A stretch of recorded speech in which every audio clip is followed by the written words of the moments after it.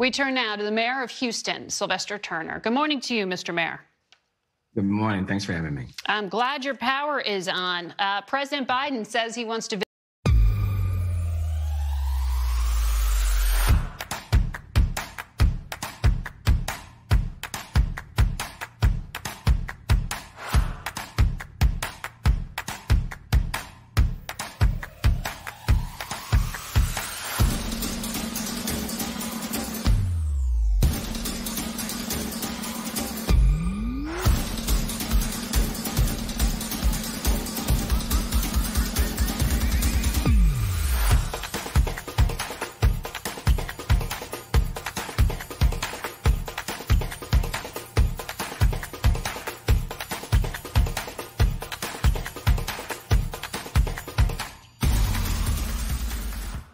visit Texas when it's not a burden. Is that time now, and what federal resources does your city need?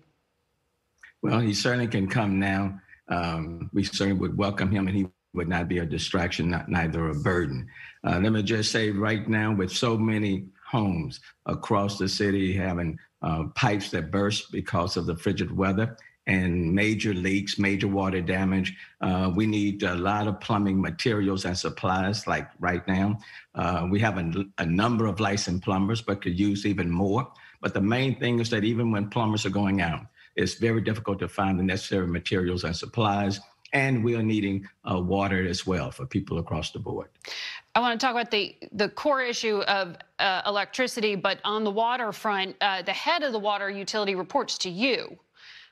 Why wasn't that system better prepared for the cold? And what are you doing to fix it? You have to bear in mind that the power outages and the water system are all interconnected. So it's not one versus the other. In addition, when the power went out, we had to bring on even more generators in order to power our system. We have a very large system. I am pleased to say at one point in time, the water pressure was below what we call 20 PSI. But as of now, the system has been normalized. The water pressure is above 50 PSI. And we have already taken samples for them to the state. And hopefully we can get a positive response that our system is fine and ready to go. And that could come, it could come later on today, it could come tomorrow, it could come on Tuesday, but we're hoping for the best. When it comes to the matter of electricity, the state did not push utilities to winterize the grid, the power lines and the power plants. That costs money. And the power system, as you know, is powered by a mix of energy resources, fossil fuels, and green energy. All this has gotten really politicized in the past week, which is why I'm laying it out. But for your constituents, they're going to have to pay to fix all this. Is that fair to stick them with the bill? Who pays for this?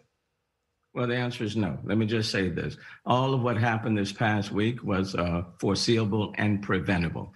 Back in 2011, when I was in the legislature, I filed a bill that would have required the Public Utility Commission, which oversees ERCOT, which manages our Texas grid, to ensure that there was an adequate reserve to prevent blackouts. That is specifically what the bill said. I filed it. The leadership in Austin did not give it a hearing. At the same time, our system in Texas is designed primarily for the summer heat and not necessarily for a winter event. The reality is climate change is real. It is real. And these major storms can happen at any time. The system needs to be weatherized. You need to maintain adequate reserve. We need to open up our Texas grid because right now we have a closed grid. We can't get generation from outside of the state because of our system. And then it's a market-driven system.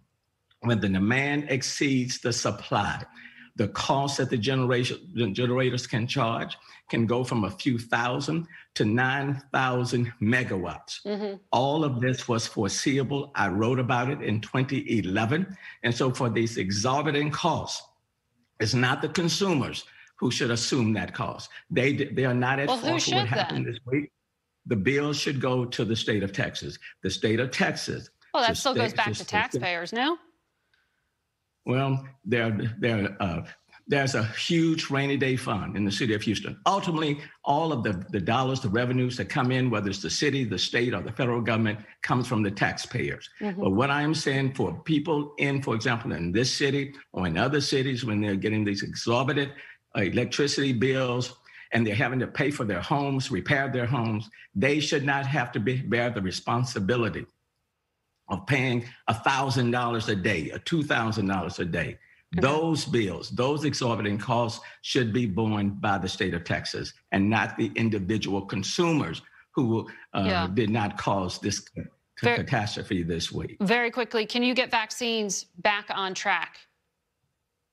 Vaccines started in the city of Houston yesterday.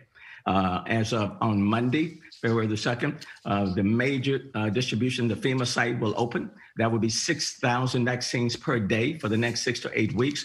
In addition to our normal supply, I suspect that this coming week, we'll probably vaccine more than 100,000 people in the city of Houston. The people are resilient. I'm very proud of the people in the city of Houston, how they've come together.